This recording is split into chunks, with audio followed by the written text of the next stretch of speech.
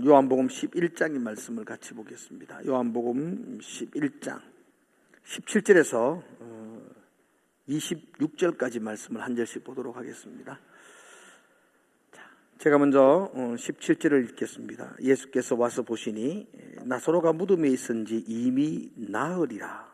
베다니는 예루살렘에서 가깝기가 한 오리쯤 돼 많은 유대인이 마르다와 마리아에게 그 오라비의 일로 위문하러 왔더니 마르다는 예수께서 오신다는 말을 듣고 곧 나가 맞이하되 마리아는 집에 앉았더라. 마르다가 예수께 여짜오되 주께서 여기 계셨더라면 내 오라버니가 죽지 아니하였겠나이다. 그러나 나는 이제라도 주께서 무엇이든지 하나님께 구하는 것을 하나님이 주실 줄을 아나이다. 예수께서 이르시되 내 오라버니가 다시 살아나리라. 마르다가 이르되 마지막 날 부활 때에는 다시 살아날 줄을 내가 아나이다. 예수께서 이르시되 나는 부활이요 생명이니 나를 믿는 자는 죽어도 살겠고 무릇 살아서 나를 믿는 자는 영원히 죽지 아니하리니 이것을 내가 믿느냐. 아멘. 한번 옆에 분들에게 인사합시다. 예수님 다시 사셨습니다. 아멘이시죠? 사람들이 가장 두려워하는 것이 있습니다. 사람들의 마음 깊은 곳에 예수 외면하려고 해도 그 두려움과 공포는 피할 수가 없습니다. 그게 죽음에 대한 두려움입니다. 그래서 아무것도 안 가르쳐준 아이들도 서로 싸울 때 보면 까불면 죽어 이렇게 말합니다. 그게 그렇게 겁나는 말인 것 아이들도 본능적으로 아는 것입니다. 그렇습니다. 죽음은 우리 인간의 본능적인 두려움과 같습니다. 이 죽음 때문에 대부분의 사람들은 크게 두 가지 인생관으로 갈라지게 됩니다. 하나는 그 죽음으로 인해서 사람들은 쾌락주의에 빠집니다. 죽음이 너무 두렵고 죽음을 생각하기도 싫으니까 어떻게든 죽음을 잊어버리고 싶고 죽음을 회피하고 싶어 합니다. 어차피 죽을 인생인데 마음껏 놀자. 그래서 우리가 고민한다고 안 죽는 건 아니니까 그냥 지금 시간이 주어질 때에 그냥 후회 없이 놀자. 노세 젊어서 노세. 그렇게 이야기합니다. 고대 역사책에 보면 이집트에서 큰 파티를 주관할 때에는 그 파티 주관자인 그 주인이 파티를 하기 전에 종들에게 관 하나를 준비하라고 한답니다. 그리고 그 관 안에 죽은 사람의 인형을 이렇게 넣어둡니다. 그리고는 그 관을 이렇게 파티장에 끌고 다닙니다. 그리고는 외칩니다. 여러분, 우리 모두는 이렇게 죽을 수밖에 없는 존재입니다. 얼마 지나지 않아 우리도 관 속에 들어갈 겁니다. 이 밤을 즐기십시다. 그래서 시간이 주어질 때 마음껏 즐기십시다. 그래서 그들이 외쳤던 말이 케세라 세라. 될 대로 될 겁니다. 케세라 세라. 염려한다고 되는 건 아닙니다. 그냥 될 대로 되도록 내버려 두십시오. 주어진 시간에 우리를 마음껏 이 시간을 즐깁시다. 죽음에 대한 두려움 때문에 그들은 쾌락주의로 빠집니다. 또 하나의 철학사상이 있다면 금욕주의입니다. 쾌락주의와는 전혀 반대되는 것 같지만 쾌락주의가 죽음이 두려워서 도피하고 싶고 생각하고 싶지 않아서 생겨났던 행동이라면 이 금욕주의는 죽음을 깊이 인식합니다. 죽음을 피할 수 없음을 깨닫습니다. 그리고는 우리의 힘으로 그 죽음을 한번 극복해보자. 죽음을 한번 이겨보자. 이 두려움을 한번 해소해보자. 라는 몸부림에서 금욕주의가 생겨납니다. 죽음을 기억해라. 그래서 마음대로 살면 안 된다. 죽음을 기억해라. 진지하게 살아야 된다. 죽음을 기억해라. 그러니까 오늘 함부로 살면 안 돼. 메멘토 모리. 죽음을 기억하십시오. 당신도 반드시 죽습니다. 그들은 메멘토 모리를 계속 외칩니다. 진지하게 살자는 것 참 좋은 겁니다. 그러나 그들의 가상 삶의 내면에는 죽음이 두려워서 겁이 나서 함부로 살지 못하고 진지하게 살자는 이야기입니다. 쾌락주의나 금욕주의 서로 판이하기 다른 것 같지만 그 두 철학 사상의 가장 밑바탕에는 죽음에 대한 두려움이 있습니다. 이런 가치관이 사람들을 지배할 때에 새로운 가치관으로 세상을 향하여 복음을 선포한 사람들이 있습니다. 그리스도인들입니다. 그리스도인들은 죽음이 두려워 벌벌 떨지 않았습니다. 그리스도인들은 죽음을 잊어버리기 위해서 쾌락에 빠지지도 않았습니다. 그들은 서로 만나면서 이렇게 인사를 합니다. 마라나타. 그리스도인들의 인사였습니다. 마라나타. 주님 어서 오시옵소서.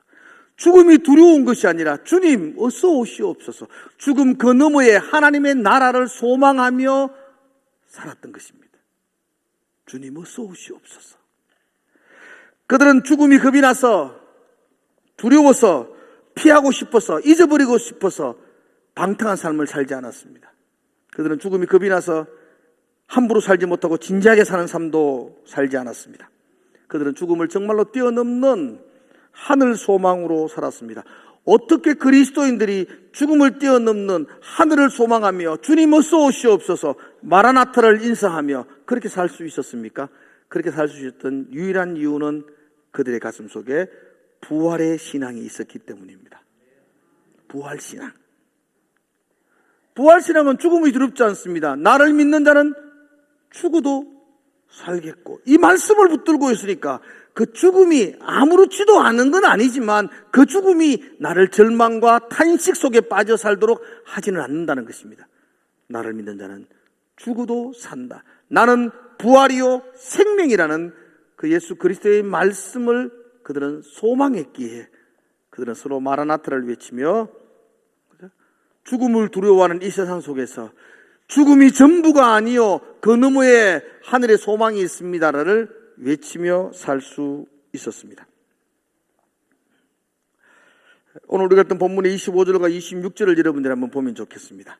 오늘 요절과 같은 말씀이니까 같이 한번 이 본문을 읽어보겠습니다. 25절, 26절 우리 함께 읽겠습니다. 시작. 예수께서 이르시되 나는 부활이요 생명이니 나를 믿는 자는 죽어도 살겠고 무릇 살아서 나를 믿는 자는 영원히 죽지 아니하리니 이것을 내가 믿느냐. 아멘. 나는 부활이요 나는 생명이니 나를 믿는 자는 죽어도 살겠고 살아서 나를 믿는 자는 영원히 죽지 않는다. 이건 어떤 종교의 창시자도 한 적이 없는 말입니다. 위대한 선언입니다. 어떤 철학자도 어떤 사상가도 이렇게 선포할 수는 없었습니다. 나는 부활이요 생명이요. 누가 이런 말을 할 수 있었습니까? 예수 그리스도 외에는 이런 놀라운 선언을 하신 분이 없습니다. 여러분, 예수님은 부활이십니다. 예수님은 생명이십니다. 그분을 믿는 자는 죽어도 살 것입니다. 영원히 죽지 않을 것입니다. 그런데 이 말씀을 생각하는 사람 대부분의 그리스도인들을 내가 만나서 물어보면 이 말씀의 본래의 뜻을 잘 모르더라고요. 또 이 말씀 속에서 우리는 깊이 생각해야 될 부분이 있습니다. 물어 살아서 나를 믿는 자는 영원히 죽지 아니하리라. 믿으십니까? 우리 엄마 죽었습니다. 예수 믿었습니다. 잘 믿었습니다. 내보다 더 신실하게 믿었습니다. 그런데 예수님은 영원히 죽지 않는다. 무릇 살아서 나를 믿는 자는 영원히 안 죽는다 했는데 죽어붙습니다. 그럼 어떻게 해석해야 됩니까? 여러분은 영원히 살 것입니까? 할렐루야. 나는 죽을 겁니다. 영원히 산다는 이 말씀을 우리가 어떻게 해석해야 하느냐에 따라서 이 말씀이 터무니없는 외침이 되는지 아니면 정말 믿음의 선언이 되는지가 결정되어질 겁니다. 예수님, 나를 믿는 자는 죽어도 살겠다. 예, 거기까지는 믿습니다. 예, 죽어도 살 줄로 믿습니다. 마지막 날에는 죽어도 살 것입니다.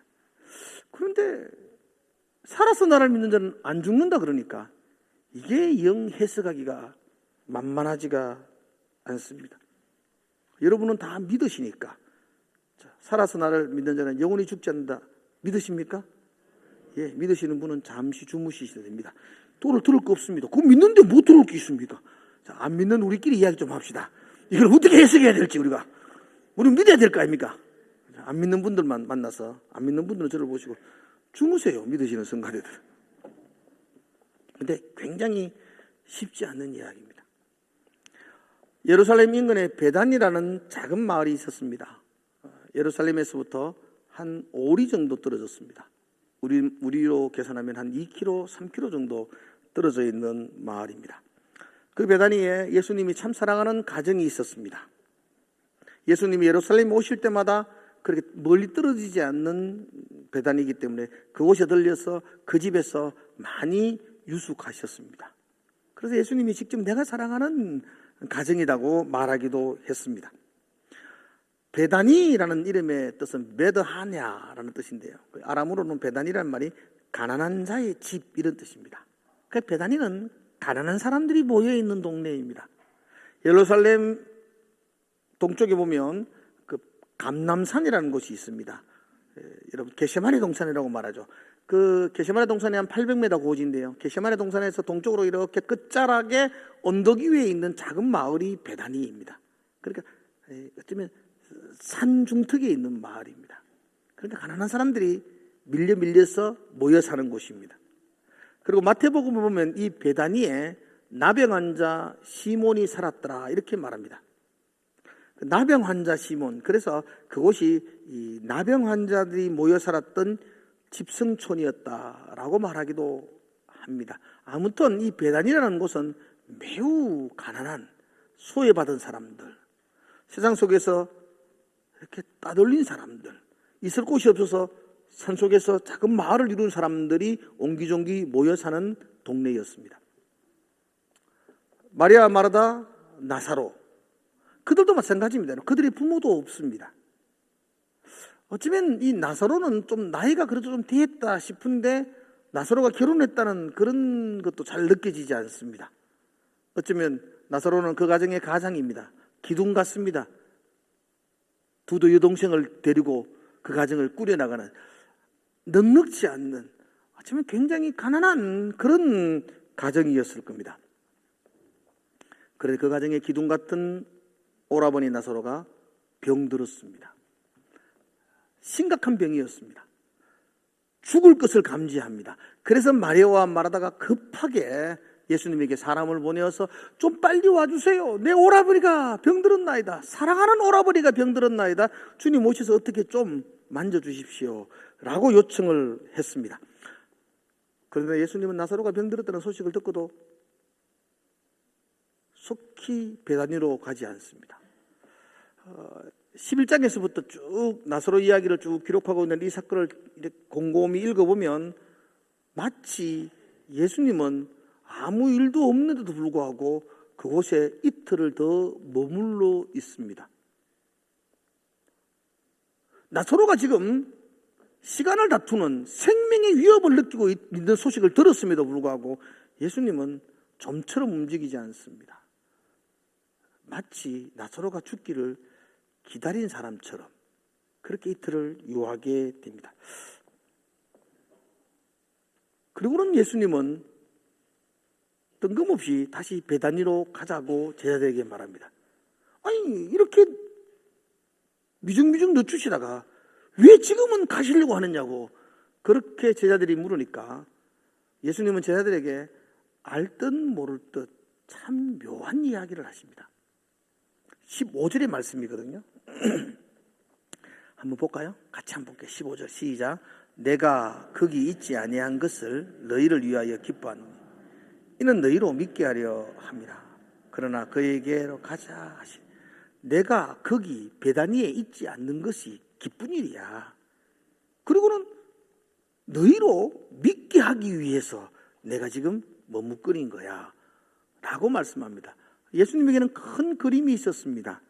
마지막 십자가를 지시기 전 그 제자들과 또 그 베다니에 사는 사랑하는 나사로와 마리아에게 뭔가를 가르쳐주고 싶은 그 마음이 있었습니다. 그래서 이틀을 그곳에 머무르고 시간을 지체했던 것입니다. 그리고 예수님은 베다니로 들어가십니다. 예수님이 베다니로 들어가자 동네 의기에 왔다는 소리를 듣고 마르다가 벗은발로 뛰어나옵니다. 근데 20절에 보면 마르다는 예수님을 맞으러 나오는데 마리아는 그냥 집에 머물러 있습니다. 왠지 마리아가 집에 머물러 있다는 말 속에 습습했다, 예수님에게 좀 삐졌다라는 마음이 그렇게 읽혀집니다. 21절에 보면 이 마르다도 예수님께 와서 첫 번째 하는 말이 그렇습니다. 주께서 여기 계셨더라면 내 오라버니가 죽지 아니하였겠나이다. 왜 이제 오셨습니까? 주님이 여기 계셨으면 내 오라비가 이렇게 허무하게 죽지 않았을 건데 왜 이제 오셨습니까? 라는 그런 서운함과 원망이 그 속에 담겨져 있습니다. 그런 마르다에게 예수님은 아주 위대한 선언을 하십니다. 나는 부활이다. 나는 생명이다. 나는 부활이라는 말은 나는 죽음을 이기고 살아난다. 부활이다. 그러므로 내 안에 있으면 너도 살아난다.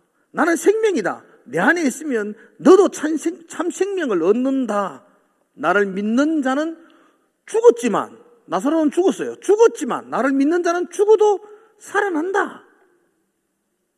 놀라운 선언입니다. 마르다는 그렇게 고백합니다. 예, 나도 믿습니다. 마지막 날에는, 주님이 영광의 영으로 재림하는 그날에는 죽었던 내 오라버니가 마지막 날에는 살아날 겁니다. 그러나 지금은 죽은 지 사흘이나 되었습니다. 4일이 지났습니다. 지금은 아무것도 할 수 없습니다. 지금은 모든 게 끝났습니다. 지금은 소망이 없습니다. 예수님은 무릇 살아서 나를 믿는 자는 영원히 죽지 않는다라고 말씀하시는데 나사로는 지금 죽은 지 4일이 되었습니다. 잘 생각해 보십시오. 이거 굉장한 모순 아니겠습니까? 죽었다가 살아난다. 그건 이해해요. 다시 살릴 수 있겠지요. 그런데 나를 믿는 자는 죽지 않겠다고 했는데 나사로는 죽었어요. 우리 엄마도 죽었고 나도 죽을 것 같고. 그러면 살아서 나를 믿는 자는 영원히 죽지 않는다고 하셨던 이 말씀이 무슨 의미의 말씀일까요? 나사로는 죽었고 4일이 지났습니다. 살아날 소망이 없어졌습니다. 모든 게 끝이 났습니다. 그런데 그 사건 앞에 예수님은 살아서 나를 믿는 자는 영원히 죽지 않는다. 참 어려운 이야기입니다. 많은 말을 해야만이 이해할 수 있는 이야기입니다. 단순하게 말합니다. 제가 장례식 가면 꼭 묵도할 때 나를 믿는 자는 죽어도 살 것입니다. 이렇게 말하지 그 다음 이야기는 안 합니다. 그들이 벌떡일라가 달라들까 봐. 살아서 나를 믿는 자는 영원히 살 것입니다. 이 말을 하면은 죽었는데요. 이렇게 보면 내가 할 말이 없잖아요. 제가 장례식 할 때도 꼭 기도할 때에 나를 믿는 자는 죽어도 살겠다고 약속하신 주님. 그래서 그 소망 가지고 기도합니다. 이렇게 끝냅니다. 더 이상 설명하기가 힘들어가지고. 근데 여러분은 다 믿죠? 살아서 나를 믿는 자는 영원히 죽지 아니하니라. 아멘. 믿으시는 분은 조금 듣지 마시고 안 믿으신 분들만 같이 이야기 좀 합시다. 이 본문을 어떻게 해석해야 되는가? 여러분 성경에서 생명 이렇게 말할 때는 두 종류의 생명을 이야기합니다. 우리는 두 종류의 생명을 가지고 있는 사람들입니다. 짐승들은 하나밖에 없습니다. 육체의 생명, 그걸 비오스라고 말합니다. 비오스. 짐승들에게는 육체의 생명만 있습니다. 그런데 우리는 육체의 생명만 존재하는 것이 아니고 하나님이 우리를 창조하실 때에 흙으로 빚으시고 우리의 코에 하나님의 생기를 불어넣어 주셨습니다. 그래서 우리는 살아있는 영이 되었습니다. 그때 불어넣어 주신 생기가 영적인 생명입니다. 그건 성경에 조에라고 단어를 표현합니다. 그래서 성경은 지금 우리에게 반복적인 이야기할 때 한글로는 생명이라고 말했지만 육체의 생명을 말할 때도 있고 영적인 생명을 이야기합니다. 하나님은 우리를 비오스와 조에를 함께 품고 있는 존재로 창조하셨습니다. 잃어버리는 영적인 생명이 있는 줄로 믿습니다. 그런데 우리가 영적인 생명을 잃어버렸습니다. 아담이 에덴에서 선악을 알게 하는 나무를 범합니다. 하나님은 그에게 이렇게 말합니다. 동산에 있는 모든 나무의 실과를 네가 임의로 먹되 네 마음대로 하되 이것만은 먹지 마라, 그렇게 말합니다. 이건 창조주와 피조물이 넘지 말아야 될 경계의 선입니다. 모든 걸 내 마음대로 있도록 하나님은 나를 창조하셨지만 너 이거는 절대로 넘으면 안 돼. 한계의 선입니다. 그런데 인간은 하나님과 같아지려고 그 한계의 선을 넘습니다. 그러므로 말미암아 네가 반드시 죽으리라. 이 나무의 열과를 먹으면 반드시 죽으리라. 그때 반드시 죽는다 할 때 그 죽음은 육체의 비오스의 죽음을 말하는 것이 아니라 영혼의 죽음입니다. 하나님과 단절, 영혼의 죽음이 반드시 이루어질 거라고 그렇게 선언하셨습니다. 그 죄로 말미암아 인간은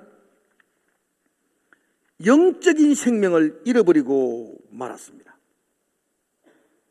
비오스의 존재만으로 살아가는 자가 되어버렸습니다.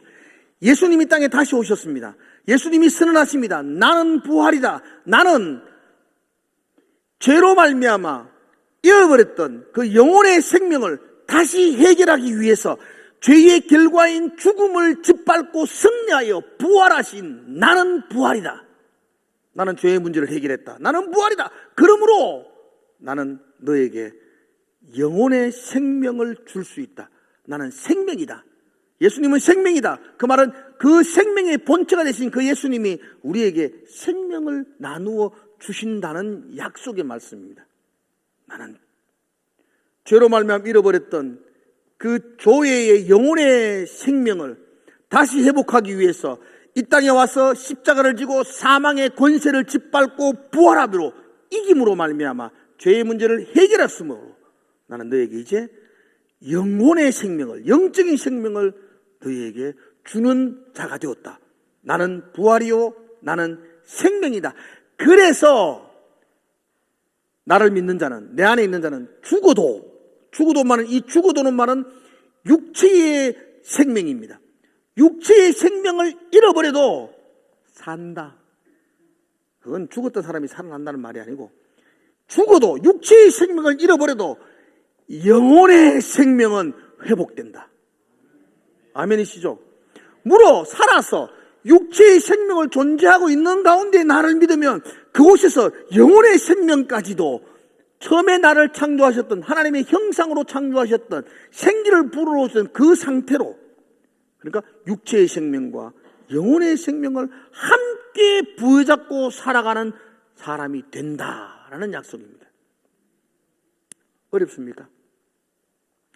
살아가는 사람이 된다. 그럼 아멘 해야 되는데 어려우니까. 우리는 영적인 생명과 육체의 생명을 이제 같이 누리는 성도가 되었습니다.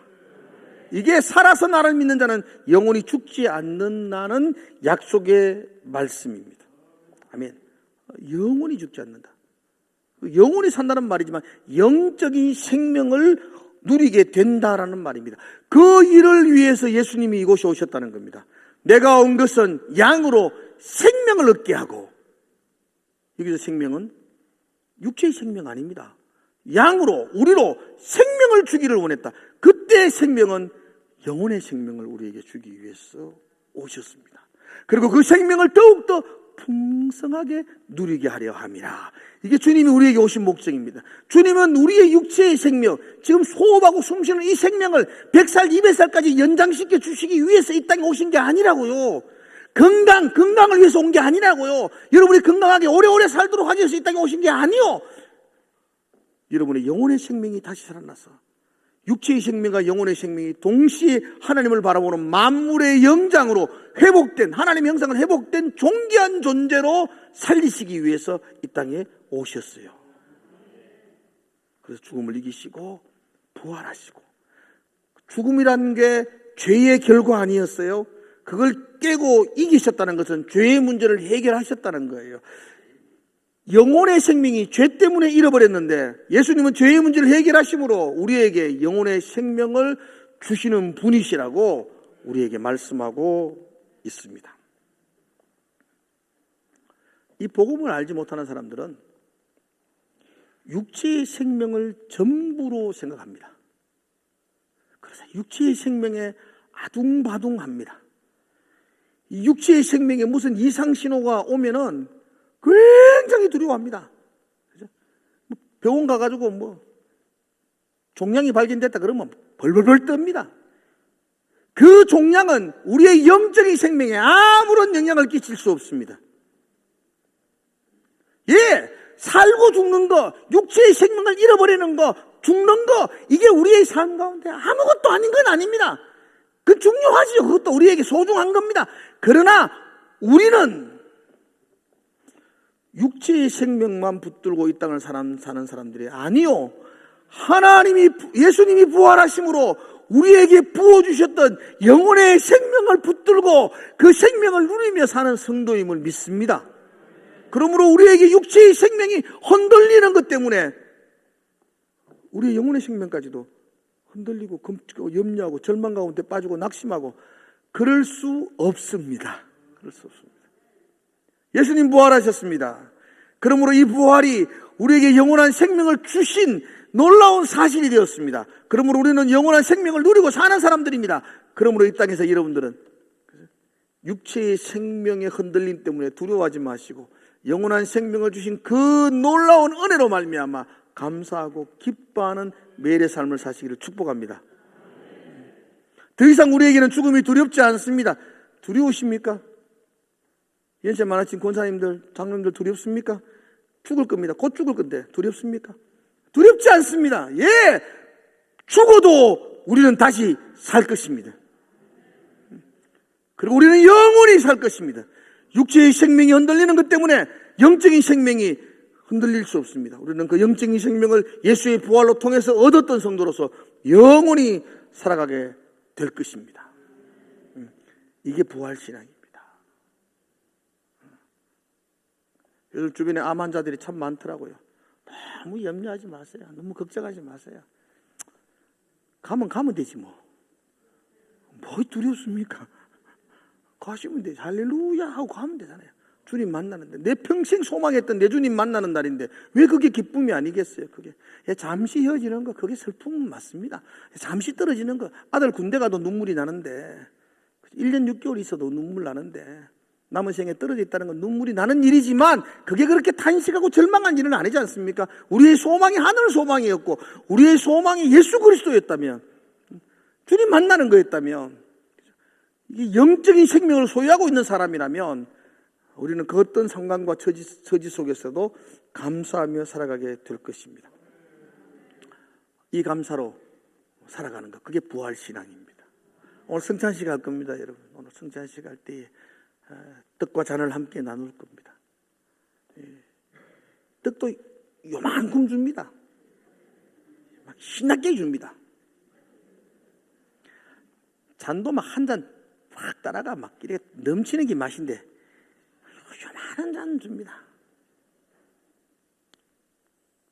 그거 먹고 그거 마신다고 해서 우리의 육체의 생명에는 아무런 영향 없습니다. 그거 먹는다고 배부른 것도 아니고 그거 마신다고 갈증을 해소하는 것도 아닙니다. 그러므로 성찬은 우리의 육체의 생명을 풍성하기 위해서 하는 예식이 아닙니다.